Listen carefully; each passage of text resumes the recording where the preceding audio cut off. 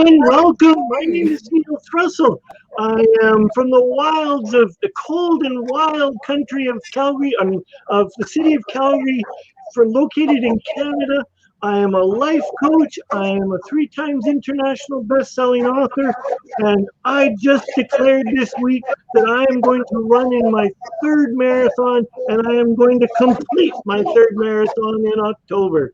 And I'd love to welcome my lovely, talented, and exceptionally gifted co-host, Sarah Wade. Oh, this way. Well, hello. Lovely to see you. Welcome to Uplifting Conversations with Technology. My name is Sarah Wade.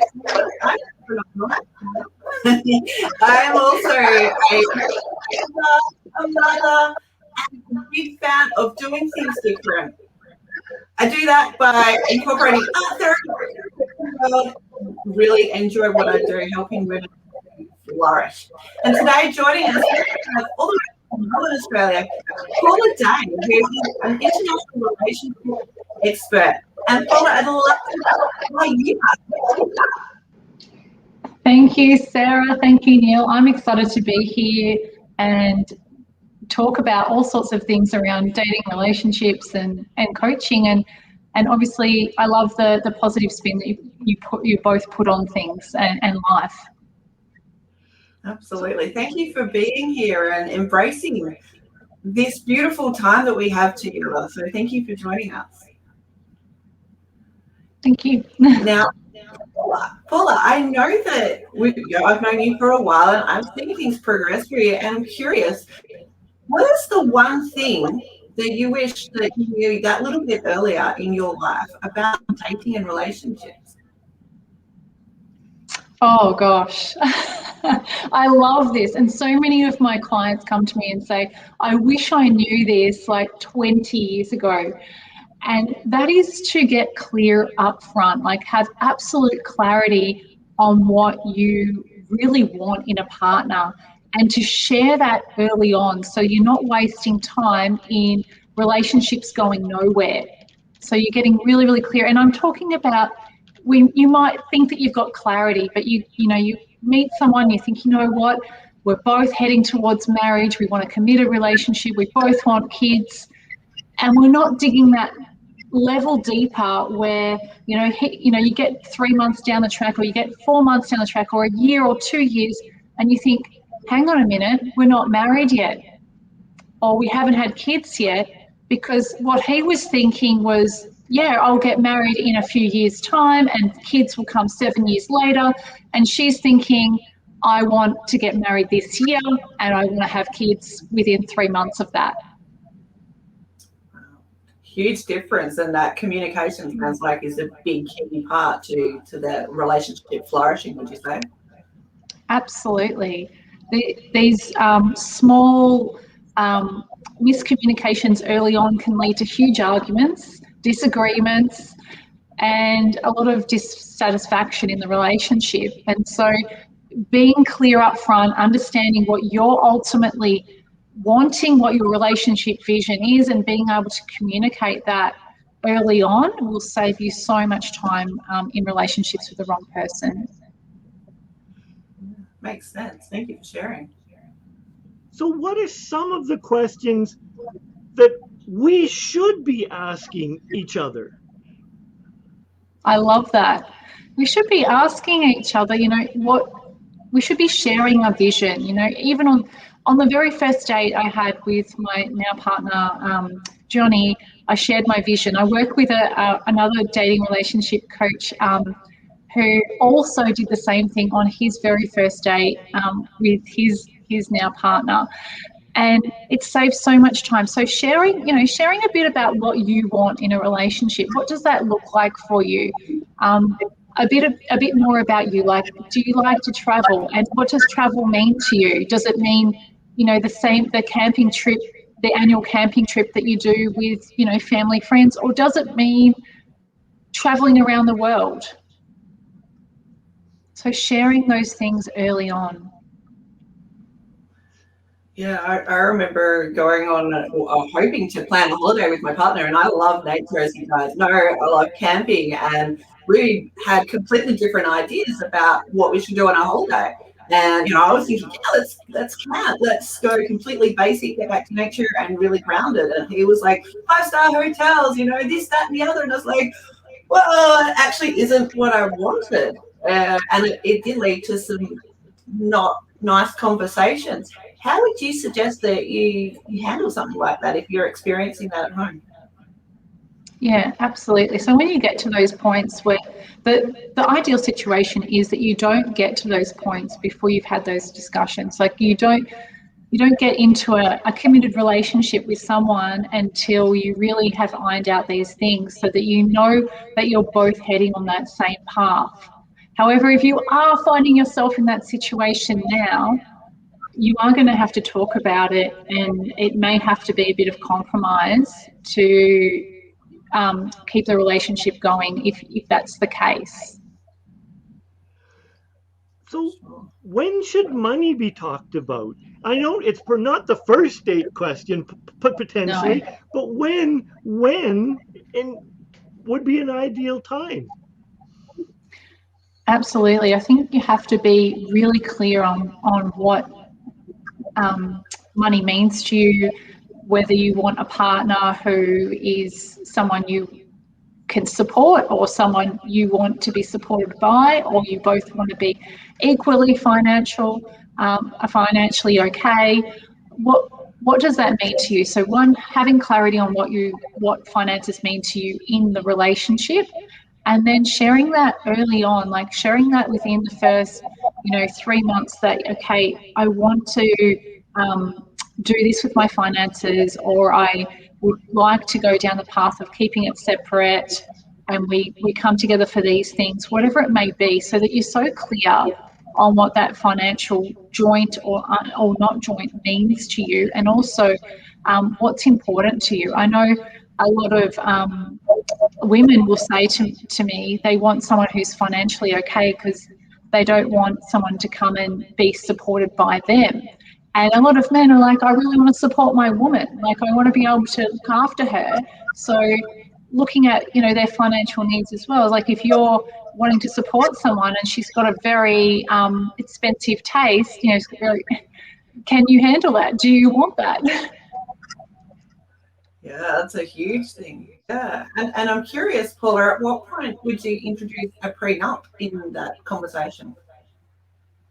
That is something that, you could choose to introduce when you're going down that committed path. I'd say when you're going down that committed path, you're both heading the same direction, going into a committed relationship. And if that's something that's important to you, then they should respect that is important to you, and you can pop that in place. Yeah. So you wouldn't put it I out there on know, the first day. Hey, are you not sign on on the the dotted first. I line? wouldn't put it out on the first date, but certainly it was a conversation that I had with my partner quite early on, that I didn't want to be losing all of my money at all. And so we put an agreement in place. I've been married for 36 years just almost 36 years to the same wonderful woman, and I know communication at all times is so important, because at one point in time when we got married, we were supposed to be dual income, no children, and then it became single income, me, and no children, and it was I had a hard time adapting, and still I have a hard time adapting to that role, because it wasn't what I signed up for in my mind at that time. My values and that. As much as I love my wife, it's like, okay, it's still a subject. And so yeah, in a new relationship, I can't imagine the turmoil that it could and has caused people. Absolutely. I think that's, around having those conversations early on about what you really want for your future. Like, what does that look like to you? And being clear, okay, if you are going down the path where you want the dual incomes, and that, you know, you've got the dual incomes for a certain amount of years, that you have that conversation about that, and how it makes you feel and how you want that to happen. But when you're in the situation when it just happens, and all of a sudden you are just the single income, and that could happen for a number of reasons. It could happen because, you know, your partner even gets sick or can't work, or needs to look after an elderly parent or a child, or whatever that is, that you know, can happen in life, right? And you could find yourself in that situation, and at that point you might just have to, you know, adapt and work out whether you know, you're still comfortable with that situation moving forward, or you're not. Makes sense. We've got to use one of delays, aren't they great? Someone's just said, my previous partner said, I don't love her because I didn't spend enough money on her. She measured how much love commitment by how much I spent on her. That's something you find common in the conversation you've been having, Paula? So this is probably her love language, and that's tailoring to her love language, right? So she obviously really loved having gifts and things given to her, like money spent on her, and that was her love language. And so she would have measured your performance, your love for her, based on that. And so that's a good way to understand your new partner, like when you get a new partner, or if you have a current partner, to understand, okay, what love language are they speaking in, and does it match mine, and will that be okay? Because if you've got a gross mismatch, like if you've got someone who is wanting gifts and you just don't want to provide them, or you feel like it's a waste of money or whatever it is, then that's a mismatch. Same as if you had a person who loves physical touch and a person who is just not wanting physical touch, it's the match, the love language match just won't work. Makes sense. So you just mentioned the physical touch and the money. There's also acts of affection. Can you run us through the other love languages, Paula? Yeah, sure. So, yeah, definitely acts of service. Like, I know that my sister she loves acts of service, right? If her partner does something around the house for her, she's like, oh, wow, like I'm completely in love with you, you know? Oh, he took out the bins, oh my gosh, you know? So, you know, acts of service, physical touch, and gifts, and words of affirmation is the last one. Words of affirmation is definitely a favourite of mine. I need to be told over and over again, and I can't get enough of it. Right? I love it, and I often say this to men when their wives when they're having problems with their wives or their girlfriends, and they feel like there's a disconnect. Often they're not telling her enough. That she's loved and feeling supported and she's feeling beautiful. Like, just when you think that you've done it enough, guys, like, just do it another 5 times. And it's interesting, the love languages are so powerful that it works within your friendship realms as well. I personally do. I have a male friend, he's not gay, but his love language is words of affirmation. Words of affirmation don't even register in my love language. So it's for us to stay friendship, I had to learn to speak his language. I love the man and he's a good friend, but in order to nurture and keep the relationship alive, I had to change and not expect him to change. I had to learn to nurture the friendship in a way that would support him. I love that. Love that. Great share. Paula, what is one thing that you've noticed that people are making mistakes about in their relationships? One of the biggest mistakes that I see is just the masculine feminine polarity getting thrown off a little bit. So that's where you might just feel like you still love this person and they're a great quality person and maybe they're your best friend, but there feels like there's some kind of disconnect. And this is when Usually the women go into wanting to know why, and so they will ask their guy, why are you not spending time with me? Why are you saying this? Why are you pulling away from me? Why are you not talking to me? Why are you on your phone? They will want to know why, and it's just going to push the guy even further away, right? And this is where the man usually spends a little bit more time at work, with his friends, watching footy, whatever they're doing. Like they don't know what's going on at home. It just feels a little off, and so both partners are moving apart at this point, because of the woman jumping into the why. And guys are just built for how, right? They're built for how. So like a better question to ask is like, how? How, or for help. Like ask for help. Give them a problem to solve and they're going to solve the problem. But ask them why, and they're going to be going around thinking, I don't know. I don't know what the problem is. So one, ask a better question. Two, to increase the polarity, to get your feminine back and your masculine back in your relationship.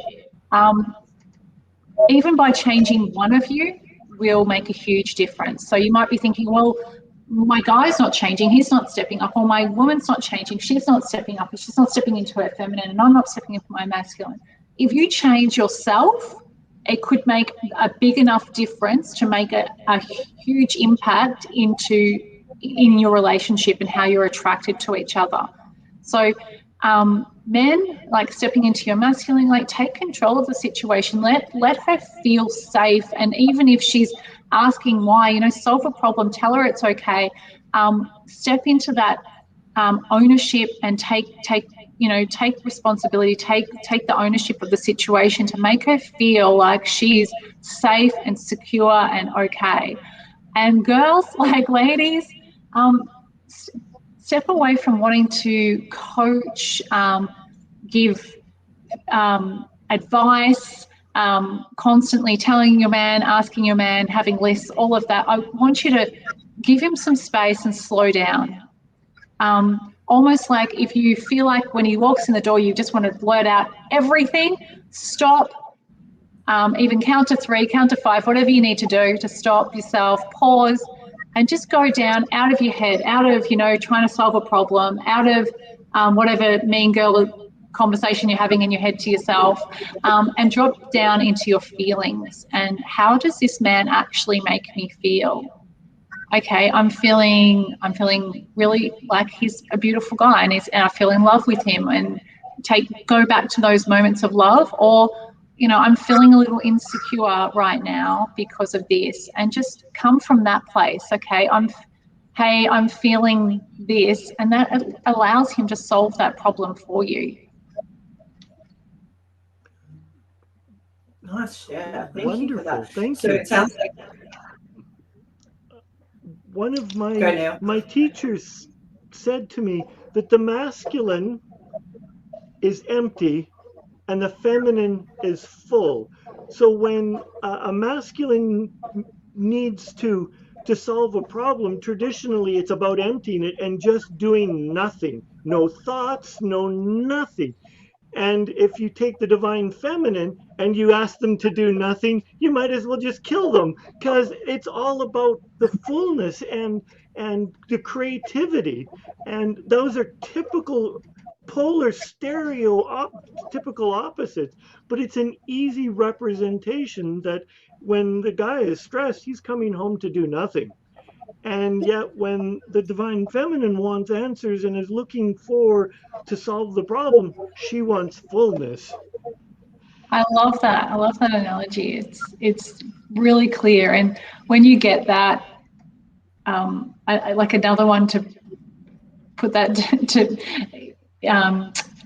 add to that, sorry, is like, when you're going to bed, like you're going to bed at night, the guy's, he might have one thought and he goes to sleep. And a woman, like she's gonna have like 10, 14 thoughts going through her head of all the things that she's done or needs to do or can't remember or forgot or whatever you needed to do before she even puts her head down on that pillow. Like you've got a lot going on. So just being aware of that, but being aware that when we step into our feminine more, ladies, and men, when we step into our masculine more in our relationships, we're going to create this beautiful sexual chemistry between you both, and it's just going to feel like you are magnetized. And a lot of my clients will say, Paul, I didn't believe you when you said this magnetized thing, and then he said it. He said he feels like, I just want to be near you, I want to be around you. It's kind of like you're different to other girls. I feel like I'm magnetized by you. And that's what it will feel like. Beautiful. Yes. One thing that I noticed with friends and people who I've worked with is, as you come through that door, whoever's been working, you know, they actually need a bit of time to process before, you know, here's the child, I need to do me. One thing that I learned about a year ago was the people who like riding to and from work, they have that time to process their day before they get home, you know. And suggesting maybe just take 10 minutes to yourself before you walk in the door, so that if you are thrust the child, if you are thrust all these issues, that you've had that moment of yourself. What else would you recommend in this sort of situation? I really love that. Yeah, just taking a moment for yourself and just, yeah, both being respectful of that, like that sometimes we just need our space. Definitely in my relationship, if I look at in the past relationships where I haven't done so well, you know, I would have been straight on my partner when he got in the door, like, okay, all right, let's do this, and this. Now I don't. I sit in my office. I just allow him to come in, allow him some space. He might take a shower. He might do a couple of things, and then he'll come and see me when he's ready, like when he's relaxed. It's not about ignoring the person at that point, is it? It's about something else. Yeah. So, Paula, in this relationship that you've been blossoming over the last year or so now, what's one of your favourite moments in this time together? I think it was, gosh, there's so many amazing moments with this relationship. But I think it was just that sharing my vision early on and just being completely open and honest and in that feeling of love, and us both saying yes to a holiday together and spending some time together, because we both have kids, and we went away for about 4 or 5 weeks, and we traveled together without our kids. And that was just like a beautiful start to this relationship, where we just had some time to ourselves without the pressure of children, and all of that. So, and families and pressure. It was just beautiful to have that time together. And if people who are watching at home would love to do that, but don't have that 4 or 5 weeks, what would you suggest that they did? Absolutely. Right now, you can't travel anywhere, right? Well, I am actually, hopefully the borders don't close in the next few days. I am actually traveling interstate. I'm excited about that this week. Very excited about that. But yeah, so if you can take some time, and you know what, we often think that we can't. We often think, oh, you know what, I can't. I'd feel really guilty if I left my kids behind. And this is the situation. I mean, Johnny, he was a single dad, you know, 100% custody of his children, and mother wasn't involved at all. His parents were actually on a holiday overseas at the time when I shared with him that I was definitely going to New York. Like I was going for the marathon. I was going to help out with the marathon and the charity my friend was running. And I said to my parents, can you help me look after my kids? It wasn't comfortable to say, could you help me look after my kids for that long? It definitely wasn't, because it was a huge chunk of the school term. I have 3 kids. My eldest has a couple of disabilities. It's not an easy ride. And so I knew that was a big ask, and they just said, look, you know, it's a great opportunity, you should go. Johnny didn't even ask for permission. He actually just booked the tickets with me and then asked later. He's like, I have got 3 brothers and a heap of cousins, and someone is going to take those kids for me because I'm going to get away with you. It's going to be fine. So often we think we don't have the ability to do it, but if we said yes, like it's what is that question? Like, what if it was just yes? What if the answer was yes? Like, what would have to happen for it to be yes? So taking some time together, and if you can't do that, like even just having some time in your house or his house together or somewhere close by if it's COVID restricted, without the children, without the distractions. Yeah, makes sense.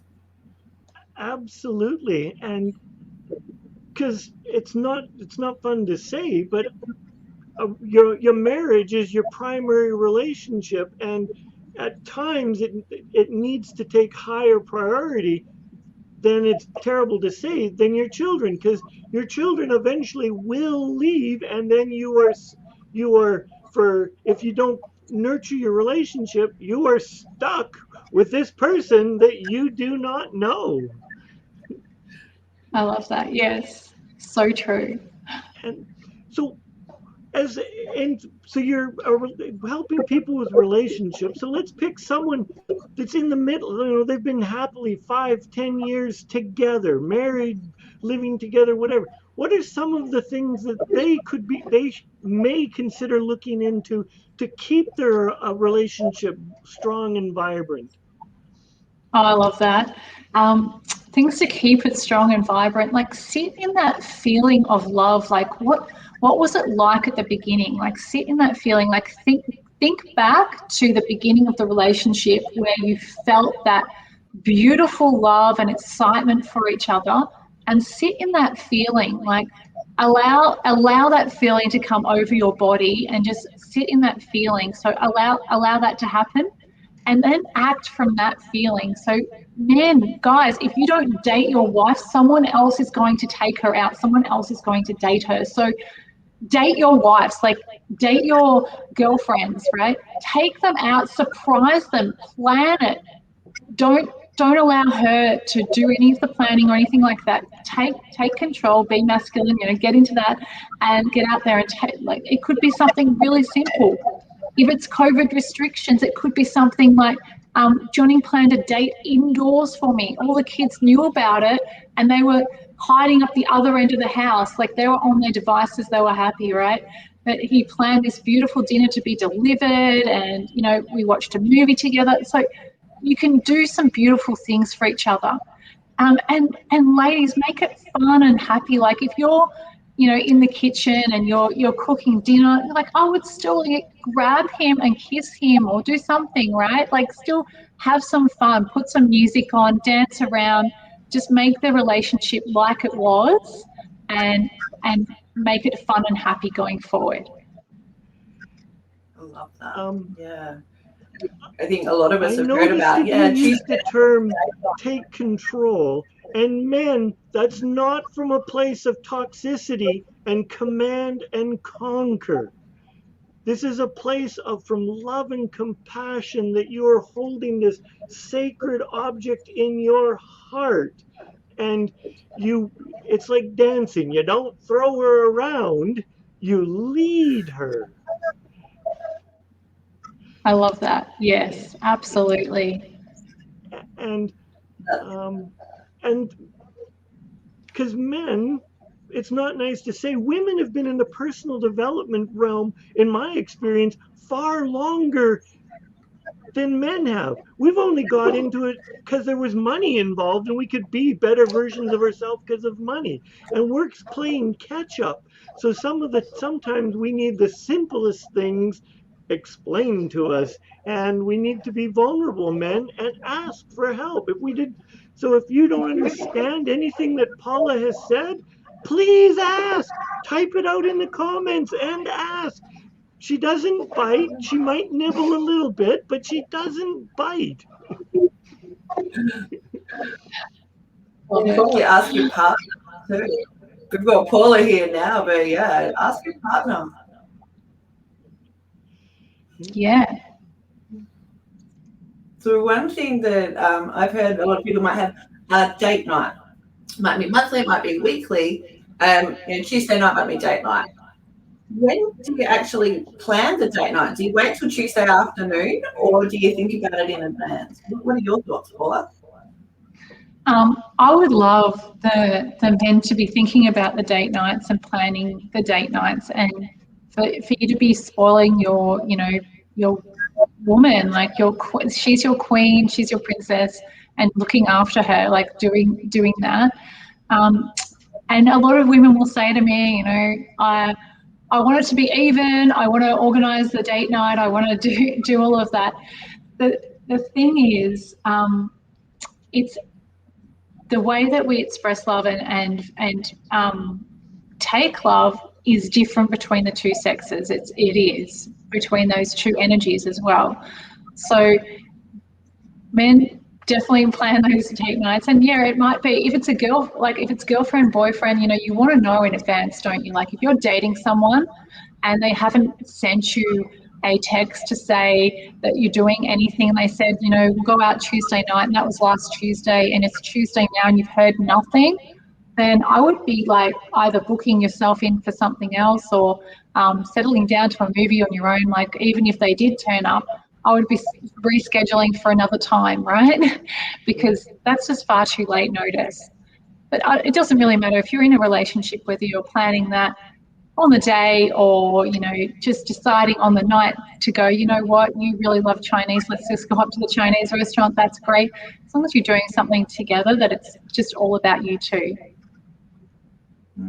Sounds like a lot of boundaries are in play there as well, Paula. Is that? Yeah, I think so. You don't want to have in the sense of if you're in a relationship and if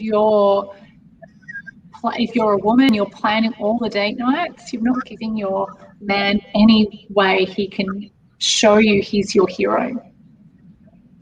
And he wants more than ever to be your hero, right? And so allow him some space to do that, to step up, to show you his love in that way.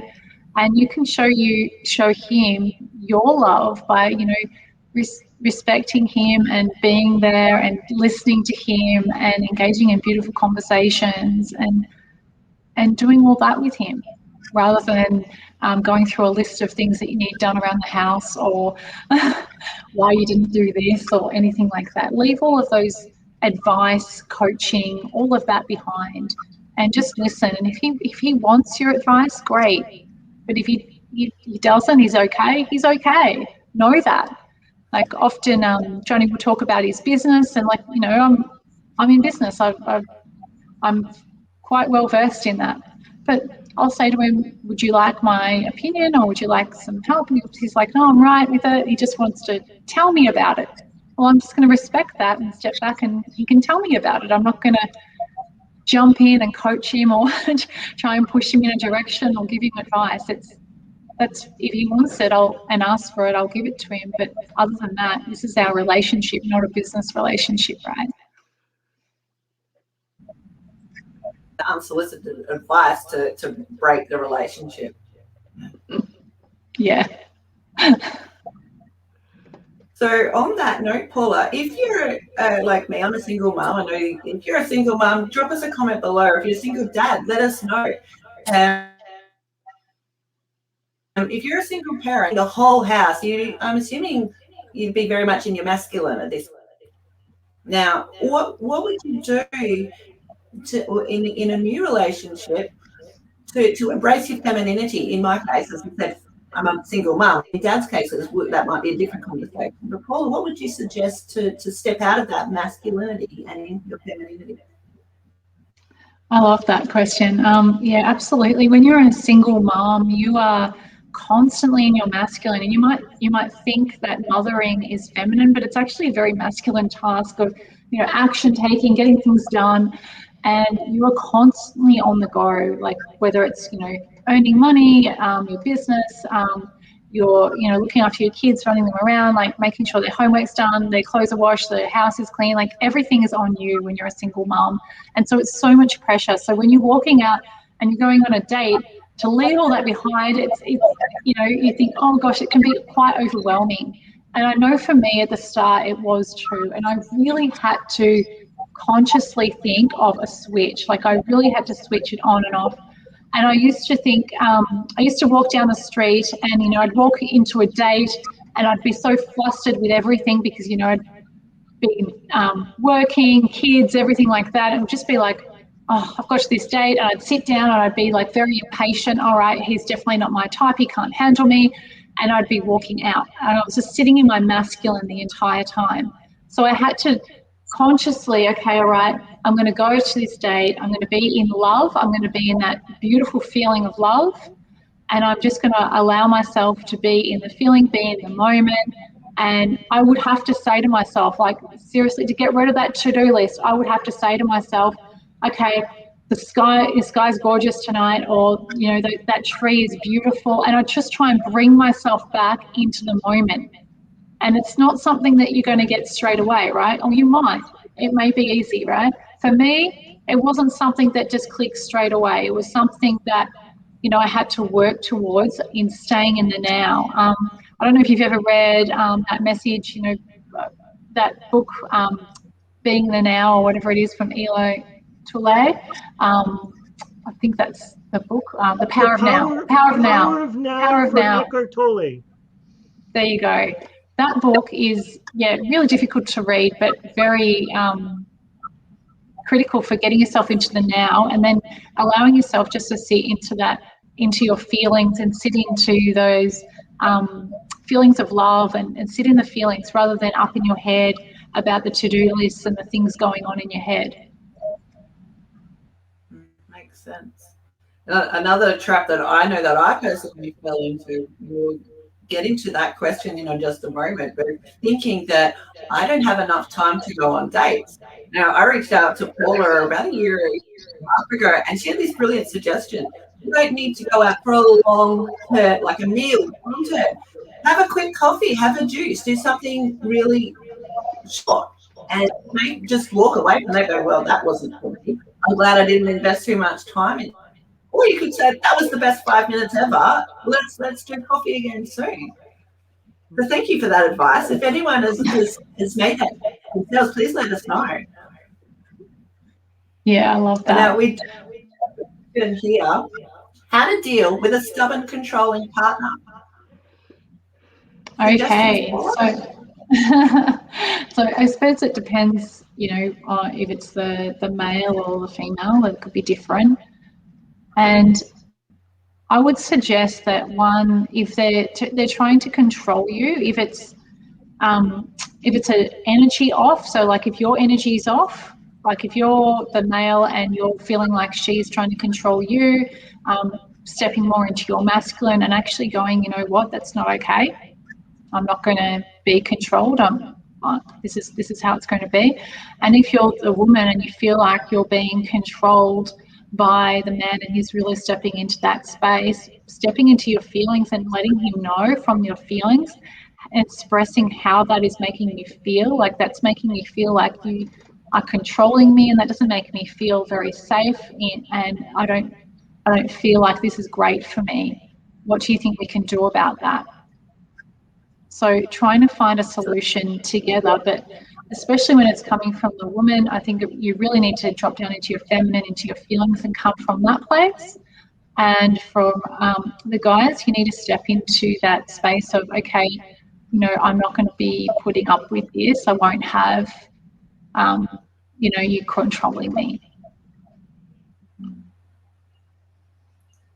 So I noticed you used a what question. At what point would you introduce a how question? We don't want to get toxic about this. Like, how would you feel if I did this? Probably, it's all about your tone, body language as well. But at this point, how would you introduce a how question for? I would only introduce a how question on how do you think we could solve this? Like, how do you think we can move forward from this? To introduce the concept of a solution. Nice. And if it came to we don't know this person's history, but we do know that domestic violence comes in all sorts of forms. It's not just physical abuse; it can be financial abuse, a range of other things as well. Paula, what would you suggest if someone thinks that it's starting to go down a route that they're not comfortable with? Would you, as a female, would you ask a question? Now, this is a different conversation, absolutely. If you feel like either partner is leading into some kind of abusive relationship with you, and you think there's a pattern there and it's not great, then I would definitely be seeking some help elsewhere, or moving away from that relationship. I know for myself, I stayed in a very long-term relationship that wasn't great for me, and it took a really long time to leave. So knowing those cues, if it is that way, to either, get some external advice if you're unsure or uncertain about it, and then taking the steps to move away from it. So when a person is abusive and they're going down that path, one, is it a once-off incident where they're having some problems in their life and it's a once-off thing that you need to just chat through, saying, okay, it's not making me feel good, this is not yourself, like you're not yourself right now, how can we solve this, something like that, what can we do, to it's happening all the time, I need to actually now think about an exit plan. Huge. I think a lot of people experience this, both sexes experience this, and often it comes down to communication and that lack of communication at the beginning of the relationship. Would you say, Paula? Absolutely. If you're on two different paths, or you've got two completely different love languages, or you can't communicate with each other, like right at the beginning of the relationship. And I've seen so many relationships not work out, and often it will be over something big, like money or children, or commitment. Commitment's a big one too. Like, you said you were going to marry me, you didn't get married. Or you said we were going to have kids, and they tried everything, they couldn't have kids, and everything to her meant like IVF and adoption and everything. And for him it meant, no, we're just going to go the natural way, and if that doesn't work, it's okay. So like those things, can cause huge fights in relationships and cause a split. So just being, that clarity up front in the communication before we even get into the committed relationship, knowing that, okay, this person is really on the same path as me. So how much do you think sex blinds us to open communication? Because in the honeymoon stage, in the passionate throes of the lovemaking and sex is so good that we turn a blind eye. How much do you think it affects our ability to reason or rationalize, or do you think it does? Absolutely, it plays a huge role in it. When it comes down to it, we've just got a primal mind, right? And so we'll go back to that. And making sure the sex in the beginning is amazing is something that's really critical and important to think about too. If it's not amazing in the beginning, and you've had some conversations about it and it doesn't improve, that's something that you would definitely not continue on with, because you've got to think about it's your entire life. And a lot of people will go down a path of, he's a nice guy or she's a nice girl, but it's not quite great in the bedroom, but everything else is great, so we'll make it work. You want to make sure that it is fantastic in the bedroom. And yeah, absolutely, it will distract you. It will get in your way. And if it's not there, that's where, you might find, if you've got a massive disagreement and you've got lots of arguments happening in a relationship, this is where we find that people who wouldn't usually in their values cheat, they'll go elsewhere, because it's just such a primal thing that we absolutely need, right? So we've talked about money, we've talked about sex. I'm trying to figure out how we can bring politics into it, and we've covered all the taboo subjects. And that in itself needs to be talked out. In my opinion, politics needs to be discussed in the early stages of a relationship. Especially if you've got a very clear view and a very particular view, and your partner has a different one. Yeah, that could be a huge issue for you both.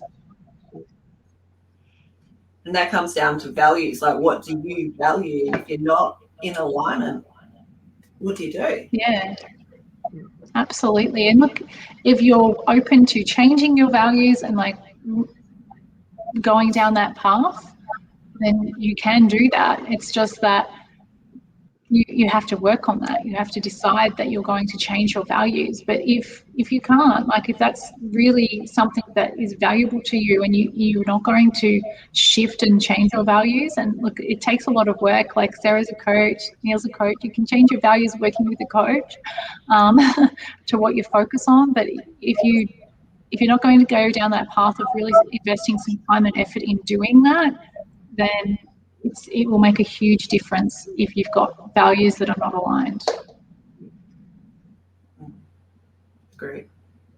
One of my spiritual teachers did a relationship program, and when you signed up for his relationship program, you had to go on 3 or 5 dates, and you had to swear on the sacred objects or whatever there would be no sex for 5 dates. And he gave you like 80 crazy questions to ask. And the last time I talked to him, he was had a phenomenal success rate, and it wasn't his specialty. He just was tired of seeing people screw up in their relationships because they jumped into sex. Hey, we're really good, we've had 3 drinks and now we're in bed, and now how do we make a relationship out of this? Absolutely, I totally agree. You have and I do have like some lovely guides around sex and relationships and things like that. And as Sarah mentioned before, she's been through one of my programs, and I strongly suggest that you go down the path of the first date is, a 20-minute coffee date. It's a 30-minute max, right? And you can have all of these coffee dates with, you can have many different dates with different men. And I do suggest that you bring in different partners, because to people that you wouldn't usually date, right? Especially if you are constantly meeting the same person, the same type of person all the time, you think, what, I always meet the wrong girl, or I always meet the wrong guy. Throw into the mix someone that you wouldn't have usually have dated, someone who is a little bit different. That's definitely how I met my partner. He was completely different to what I usually went for, and it ended up being this beautiful relationship together. I love that. That's a great tip. Yeah. So when you think about doing something different, in your relationship, are you looking at maybe past mistakes? So I've got a type. Maybe my type has a regular thing that I don't like, or I don't value, I'm not in alignment with for whatever reason. Is this one of the reasons why you would look at a different type? And then how do you actually decide who to look for? Right. So yeah, looking for someone who's a little bit different to what you would usually go for. Maybe, they're dressed a little bit daggier than what you thought, or they've got a different kind of job that you used to go for. And the reason behind this is because if you're attracting the same person over and over and over again, you're doing something the same all the time, right? And so we want to break that. We want to be triggered in different ways. So these men are either going to trigger you in a different way, which you're going to learn and heal from, or women, right? Or women. Or you're going to get taught a beautiful lesson. You're going to go out with this beautiful lady and think, wow, I don't like everything about her, but I really love how she does this. And I know that in my future partner, I'm going to want a woman who does that, or I want a man who does that for me. And to really think about these things too, like a lot of people, at least in Australia, you might notice something different, but a lot of people I work with are in Australia, and we're pretty good at saying what we don't want. We're not so sure about maybe what we want. How do you make that leap forward between what you don't want and actually deciding this is actually what I want? I love this. When I speak to everyone, like for the first call that I get with a coaching client, and I'll say, "And what do you want your vision to look like, or what do you want this to look like?" And they will tell me with 99% of the time everything that they don't want. We immediately go to the negative and thinking about what we don't want in a relationship. So in order to turn that around, this is something that you can do. Like, one, get clear on your vision, right? Get clear on what you do want, so you're focused on what you do want. But don't just stick that vision in some drawer, or write it down and then lose that piece of paper. Look at it. Remind yourself of it. Look at it each day and go, you know what? This is the relationship that I want. This is the relationship that I'm creating. And if you're in a relationship, it might be noting down, what, the vision of that relationship, what you're wanting to create, so that you can turn up each day in that space. And if you're in that relationship too, having that feedback, I really love that you do this. Those words of affection that Neil said he's getting to learn, he's incorporating that in his friendships as well as relationships, bringing that up. I love that you do this. I know I'd personally like to hear that more than I don't like this. Exactly.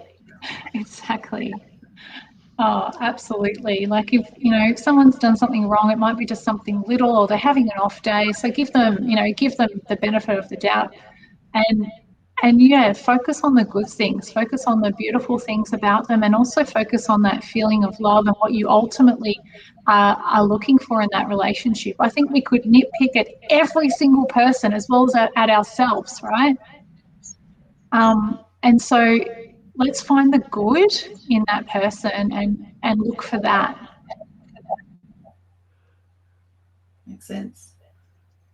There's so much that I'm just like going buzzing, that there's so many things that we can go down the garden path and play, and because we're all of service mind, that we want to help so many people. We want to lift the consciousness of humankind up, and we want everyone to be in the perfect relationship. And to do that, we just don't have enough time. But to do that, what is the best way for our listeners, whether they're listening now or in the replay? What's the best way for them to get a hold of you, Paula? Yeah, absolutely. On my Facebook profile, I think you're going to drop that link below. Yeah, absolutely. On Facebook. So just Paula Day Coach on Facebook. You can come and see my profile. You're welcome to DM me, private message me on Facebook, and you can see all my content there. And it might not necessarily be you, the viewer. It might be someone who could benefit from being in touch with Paula around her advice around femininity. Like, share with your friends. Get in touch. Perfect.